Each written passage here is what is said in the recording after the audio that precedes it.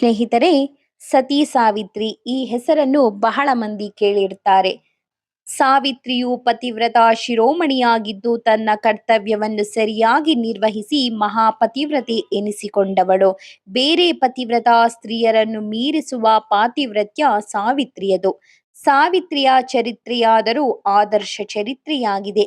ಸಾವಿತ್ರಿಯ ಕರ್ಮಶೀಲತೆ ಪ್ರಸಿದ್ಧವಾದದ್ದು. ಸಾವಿತ್ರಿಯು ಅಶ್ವಪತಿಯ ಮಗಳು. ಗಾಯತ್ರಿ ದೇವಿಯ ಉಪಾಸನೆಯಿಂದ ಜನಿಸಿದ ಮಹಾನುಭಾವಳು. ಈಕೆಗೆ ವಿವಾಹದ ವಯಸ್ಸು ಬಂದಾಗ ತಂದೆಯ ಅಪ್ಪಣೆಯಂತೆ ಯೋಗ್ಯನಾದ ವರನನ್ನು ತಾನೇ ಆರಿಸಿಕೊಂಡಳು. ಅವನೇ ಸತ್ಯವಂತನು. ಸತ್ಯವಂತನು ಇನ್ನು ಒಂದೇ ವರ್ಷ ಆಯುಸ್ಸನ್ನು ಪಡೆದಿರುವನು ಎಂದು ನಾರದರು ಹೇಳಿದಾಗ ಸಾವಿತ್ರಿಯು ಎದೆಗುಂದದೆ ಕನ್ಯಾದಾನವನ್ನು ಒಂದೇ ಸಲ ಮಾಡುವುದು. ರಾಜೋಕ್ತಿ, ಪಂಡಿತ ಪ್ರತಿಜ್ಞೆ, ಕನ್ಯಾದಾನ ಈ ಮೂರು ಒಂದೇ ಸಲ ನಡೆಯತಕ್ಕದ್ದು. ಅದಕ್ಕೆ ಬದಲಾವಣೆ ಎಂದಿಗೂ ಇಲ್ಲ. ನಾನು ವರಿಸಿದವನು ದೀರ್ಘಾಯುಷ್ಯವಾಗಲಿ ಅಥವಾ ಅಲ್ಪಾಯುವಾಗಲಿ, ಗುಣಶಾಲಿಯಾಗಲಿ ಅಥವಾ ನಿರ್ಗುಣನಾಗಿರಲಿ, ನಾನು ಒಂದು ಸಲ ಅವನನ್ನು ಪತಿಯೆಂದು ವರಿಸಿದ ಮೇಲೆ ಇನ್ನು ಎರಡನೆಯವನನ್ನು ವರಿಸುವುದಿಲ್ಲ. ನಂತರ ಸಾವಿತ್ರಿಯು ವಿವಾಹವಾದ ಮೇಲೆ ಮಾವನ ಮನೆಗೆ ಬಂದಳು. ರಾಜಕುಮಾರಿಯಾಗಿದ್ದರೂ ವನ್ಯ ವಸ್ತುಗಳನ್ನೇ ಧರಿಸಿದಳು. ಗಂಡನು ಅತ್ತೆ ಮಾವಂದಿರು ಮಾತ್ರ ಸ್ವಲ್ಪವೇ ಬೆಲೆ ಬಾಳುವ ಉಡುಪು ಧರಿಸಿದಾಗ ತಾನು ಮಾತ್ರ ಅಮೂಲ್ಯವಾದದ್ದನ್ನು ಧರಿಸುವುದು ಹೇಗೆಂದು ಅವಳು ನಾರುಮಡಿಯನ್ನೇ ಧರಿಸಿದ ಪತಿವ್ರತೆಯು.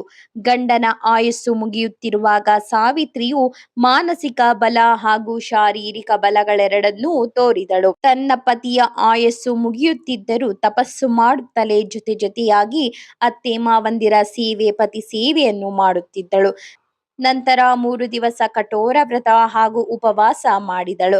ಹೃದಯದಲ್ಲಿ ಬೆಂಕಿಯ ಜ್ವಾಲೆ ದಹಿಸುತ್ತಿದ್ದರೂ ಮುಖದಲ್ಲಿ ಪ್ರಫುಲ್ಲ ಭಾವವನ್ನು ಬೀರುತ್ತಾ ಗಂಡನೊಂದಿಗೆ ವ್ಯವಹರಿಸಿದಳು. ಸತ್ಯವಂತನ ಕಾಲ ಬಂದಾಗ, ಮೃತನಾದಾಗಲೂ, ಯಮಧರ್ಮನು ಅವನನ್ನು ಸೆಳೆಯಲು ಬಂದಾಗಲೂ ಧೃತಿಗೆಡದೆ ಕರ್ತವ್ಯ ಹಾಗೂ ಸ್ಥಿರ ವಿವೇಚನೆಗಳಿಂದ ಮೆರೆದು ಯಮನ ಹಿಂದೆಯೇ ಹೊರಟಳು. ಪತಿವ್ರತೆಯು ಆಯಾಸ ಪಟ್ಟವಳೂ ಆಗಿರುವ ಆ ಸಾವಿತ್ರಿಯನ್ನು ಕಂಡು ಆಗ ಯಮನು ಹೇಳಿದನು, ನೀನೇತಕ್ಕೆ ನನ್ನ ಜೊತೆ ಬರುತ್ತಿರುವೆ? ನಿನ್ನ ಮನೆಗೆ ಹಿಂದಿರುಗಿ ಹೋಗು. ಈ ದಾರಿಯಲ್ಲಿ ಯಾರೂ ತಾವಾಗಿಯೇ ಅನುಸರಿಸಿ ಬರುವುದಿಲ್ಲ ಎಂದು ಹೇಳಿದನು. ಆಗ ಸಾವಿತ್ರಿಯು ಹೇಳುತ್ತಾಳೆ, ಅಯ್ಯ ಯಮಧರ್ಮರಾಜನೇ, ನನಗೆ ಶ್ರಮವೂ ಇಲ್ಲ, ಯಾವಾಗಲೂ ಬಳಲಿಕೆಯೂ ಹುಟ್ಟುವುದಿಲ್ಲ. ತಮ್ಮ ಗಂಡಂದಿರನ್ನು ಅನುಸರಿಸುವ ಸ್ತ್ರೀಯರಿಗೆ ಎಂದೂ ಶ್ರಮಾದಿಗಳು ಉಂಟಾಗುವುದಿಲ್ಲ. ಸಜ್ಜನರಿಗೆ ಸಜ್ಜನರೇ ಗತಿ, ಸ್ತ್ರೀಯರಿಗೆ ಯಾವಾಗಲೂ ಗಂಡನೇ ಗತಿ. ಅವರಿಗೆ ಇನ್ನಾರೂ ಗತಿಯಿಲ್ಲ. ವರ್ಣಾಶ್ರಮ ಧರ್ಮಗಳಿಗೆ ವೇದವೇ ಗತಿ, ವಿದ್ಯಾರ್ಥಿಗಳಿಗೆ ಗುರುವೇ ಗತಿ. ಎಲ್ಲ ಪ್ರಾಣಿಗಳಿಗೂ ಭೂತಲವೇ ಆಶ್ರಯ ಸ್ಥಾನ. ಮಾನವ ಸ್ತ್ರೀಯರಿಗೆ ಗಂಡನೇ ಆಶ್ರಯವು. ಹೆಂಗಸರಿಗೆ ಪತಿಯನ್ನು ಬಿಟ್ಟು ಇನ್ನೊಂದು ಅವಲಂಬನವೇ ಇಲ್ಲ. ಹೀಗೆಯೇ ನಾನಾ ತರಹದ ಅನೇಕ ಧರ್ಮ ವಿಷಯ ಭರಿತವಾಗಿ ಸಾವಿತ್ರಿಯು ಆಡಿದ ವಿವಿಧ ವಚನಗಳನ್ನು ಕೇಳಿ ಸೂರ್ಯಪುತ್ರನಾದ ಯಮಧರ್ಮರಾಜನು ಸಂತುಷ್ಟನಾಗಿ ಸಾವಿತ್ರಿಯನ್ನು ಕುರಿತು ಈ ಮಾತುಗಳನ್ನು ಹೇಳುತ್ತಾನೆ. ನಾನು ನಿನ್ನ ಭಕ್ತಿಗೆ ಸಂತುಷ್ಟನಾಗಿದ್ದೇನೆ. ನಿನಗೆ ಮಂಗಳವಾಗಲಿ. ನಿನಗೆ ಬೇಕಾದ ವರಗಳನ್ನು ಬೇಡು ಎಂದು ಕೇಳಿದನು. ಆಗ ಸಾವಿತ್ರಿಯು ವಿನಯದಿಂದ ತಲೆ ಬಗ್ಗಿಸಿ ವರಗಳನ್ನು ಬೇಡುವವಳಾದಳು.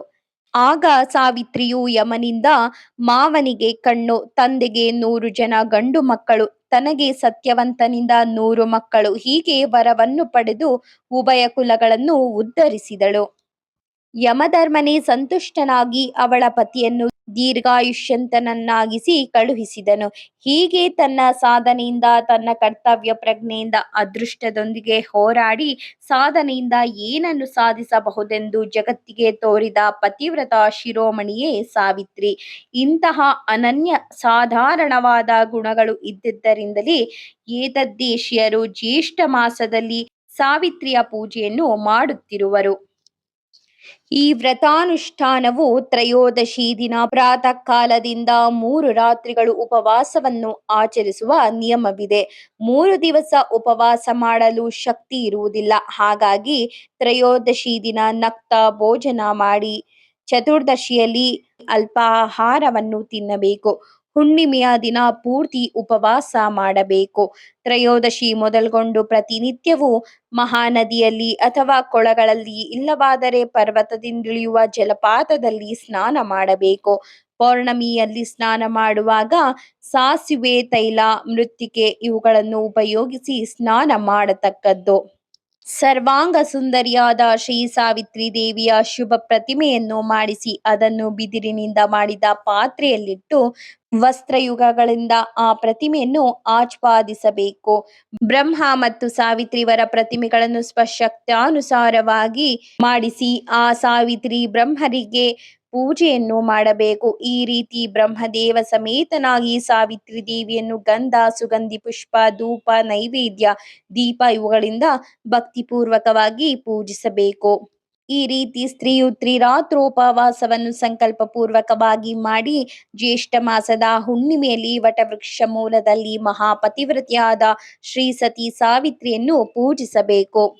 ಈ ಲೋಕದಲ್ಲಿ ಈ ವ್ರತವನ್ನು ಆಚರಿಸಿದ ಹೆಂಗಸರು ಈ ಭೂಲೋಕದಲ್ಲಿ ಪುತ್ರ ಪೌತ್ರ ಸಮನ್ವಿತರಾಗಿ ಬಹುಕಾಲದವರೆಗೆ ಅನೇಕ ಭೋಗಗಳನ್ನು ಅನುಭವಿಸಿ ದೇಹಾಂತದಲ್ಲಿ ಬ್ರಹ್ಮಲೋಕವನ್ನು ಸೇರುತ್ತಾರೆ. ಈ ಸಾವಿತ್ರಿ ವ್ರತವನ್ನು ಆದರದಿಂದ ಪಠಿಸುವರಿಗೂ ಶ್ರವಣ ಮಾಡುವವರಿಗೂ ಅವರ ಪಾಪ ಪರಿಹಾರವು, ಪುಣ್ಯ ಪ್ರಾಪ್ತಿಯು, ಕೃತಕೃತ ಸಂಪಾದಕವೂ, ದುಸ್ವಪ್ನಾದಿ ಅನಿಷ್ಟ ನಿವಾರಕವೂ ಆಗುವುದು.